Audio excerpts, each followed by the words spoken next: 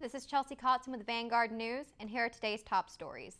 For the past couple of weeks, the Monday Mill neighborhood in Gainesville has been plagued with several car break-ins, causing the city police to post neighborhood watch signs across the community. Giselle Araujo Jimenez went to the city police to find out what that means and spoke to several residents about how they feel. In the community of Monday Mill in Gainesville, Georgia, there's been neighborhood watch signs posted by the city police.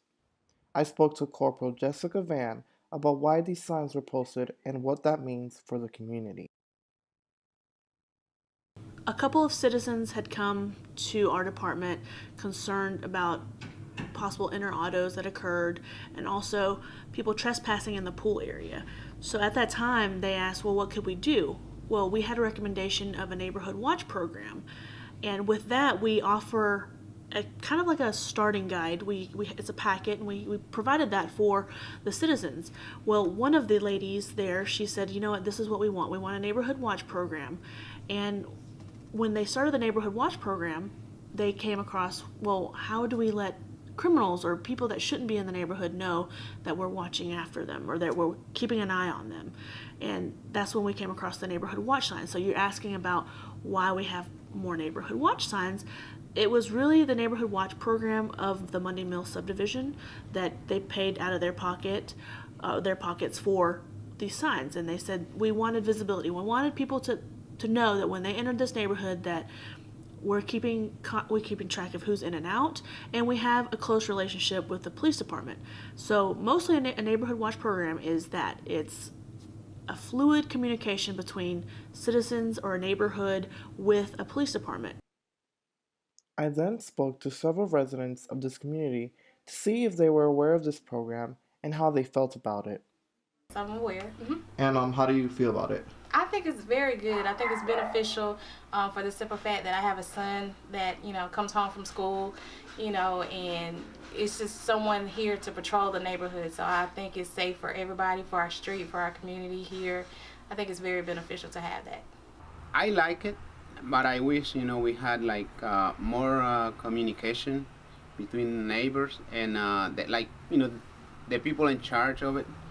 It's a good thing because my house was vandalized, kids over the winter time. We're around the neighborhood turning people's outside water on, and when they turned my outside water on me, it charged up my underground irrigation system and froze and broke all the lines. It did close to $2,000 worth of damage. And we have not caught the kids that have did this. And there has been other robberies. There's been, mainly car stuff, people's cars getting vandalized or broken into. So the neighborhood watch is a good thing. This is Giselle Araujo Jimenez with Vanguard News. With the flu going around so rampantly this season, the University of North Georgia has tried to take extra precautions to minimize the number of students infected. A mass email from the Assistant Vice President of Facilities was sent out to the student body informing them of bulk hand sanitizer that would be available for public use. He also told students that the janitorial staff was disinfecting doorknobs and other public areas. Shortly after, the Dean of Students sent an email saying that the student health clinic was only taking appointments because of how many of the faculty were infected. So remember to cover your mouth whilst coughing and sneezing and to wash your hands often. In light of planned renovations, the Lewis Annex Dormitory will not be reopened this year. The dorm on the Dahlonega campus will be closed until the fall semester of 2019. Director of Residence Life Treva Smith has confirmed the men's dorm was closed down in July of 2017 with renovation plans originally set for that fall. They will be renovating the building's heating and cooling systems as well as replacing parts of the building's infrastructure. Lewis Hall, the women's equivalent of the annex, will be made into a co-ed dorm in the interim period. University of North Georgia English professor Katherine Hines passed away on January 30th after complications during surgery. Hines was undergoing surgery related to the removal of a mechanical valve in her system and a clot that it caused in her heart. Hines's husband Arthur informed the community of plans to hold a memorial service for her, open to friends and family at Starbridge Sanctuary on March 18th. Hines was part of the school's English program since 2011. Senior English major Katie McKinstry described Hines as a mentor who always kept her believing in herself and the things she was passionate about.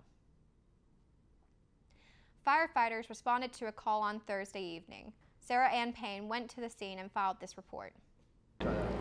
I'm Sarah Ann Payne, and I'm here at True Value in Dahlonega, Georgia, where firefighters have been fighting the flames for over an hour. The cause of the fire is currently unknown, but we know that everybody made it out safe and there were no fatalities. Lumpkin County firefighters were able to contain the fire and no one was harmed. Following the incident, True Value thanked the Dahlonega community for its support and expressed relief that all the workers and customers present during the fire were able to make it out of the building safely.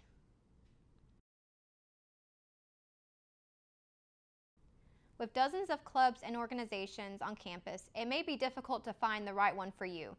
Jillian Tumblin attended a BCM meeting to find out more about the organization. The BCM is one of the religious organizations on campus. I talked to Lauren Hunter, the campus outreach chairman, and she explained more about the purpose of the organization. So BCM stands for Baptist Collegiate Ministries. We're a campus outreach group that basically just focuses on fellowship and bringing students that are of various religious backgrounds into our club. You don't necessarily have to be Baptist in order to join or to come to meetings. We welcome all people. The BCM participates in many off-campus activities. The campus minister, Keith Wade, explains some of their most attended events. We do retreats, mission trips throughout the year. We just did two in the fall right here in Georgia and in Orlando. And then this spring break, we're taking a group to Puerto Rico. And so we got a few folks from Gainesville campus joining our Dahlonega campus to go to Puerto Rico and do business service type break. So we like to have a lot of fun and stuff like that with all what we do with retreats and conferences and stuff. So. A typical meeting includes worship and a talk by the campus minister or a guest speaker. Opposite of this is to what? Definitely come out and just check it out and see what we're all about. I mean, you'll probably enjoy it more than you think you will. Just definitely come visit us at one of our meetings. We meet Wednesdays noon to 1 in the Nesbitt Ballroom. This is Jillian Tumblin reporting for Vanguard News. The most romantic day of the year is here, Valentine's Day, which is a busy day for a local florist and bakery. Baby Cakes, located on McKever Road in Gainesville, prepares for the busiest day of the year with extended hours and all hands on deck to take on the holiday. For Valentine's Day, Baby Cakes decorates in-house miniature cupcakes with a holiday theme, and they create a variety of flower arrangements. As well as pre-made bouquets, customers can create their own arrangements that is perfect for their loved one. Customers can also purchase other gifts and products like scented candles, stuffed teddy bears, and other love-themed decor. Make sure to stop by Baby Cakes Florist and Bakery this Valentine's Day to get your loved ones the perfect gift. Trying to find a Valentine this year? We sent Jillian Tumblin around campus to ask students what their favorite and least favorite pickup lines are. My least favorite pickup line is the one that goes, "Hey, are you from Tennessee? Because you're the only 10 I see." And then my favorite one is, if I could rearrange the alphabet, I would put you and I together. My least favorite pickup line is, "Hey, what's shakin' bacon?" And then my favorite pickup line is, "Are you a Pikachu? Because I want to take a peek at you." My favorite pickup line is, "Do you live in a cornfield? Because I'm stalking you." And my least favorite is the cliched, "Does it hurt when you fell from heaven?" And my favorite pickup line is, "Baby, are you a broom? Because you just swept me off my feet." That's my favorite one. And my least favorite one is, "Are you from Tennessee? Because you're the only 10 I see." No, I'm not from Tennessee. I think I used to watch Fresh Prince a lot. Like he said, I tried it and it just didn't work. But the line was, he's like, "Hey baby, if I could rearrange the alphabet, I'd put you and I together." Yeah. My favorite pickup line, I was in a Walmart and I saw this really pretty girl. And I picked this magazine and it had like a couple on the photo on the front. So I walked over to her and I looked over and I said, "You know, this could be us, but you're playing." And she laughed and she's like, "Oh, that was cute." And I said, "Okay, if you like that, I got more." And she's like, "Okay, we can talk about it later." And she's like, "Yeah." I said, "What can I have your number?" And that most direct approach is really the best. This is Chelsea Cotson with Vanguard News.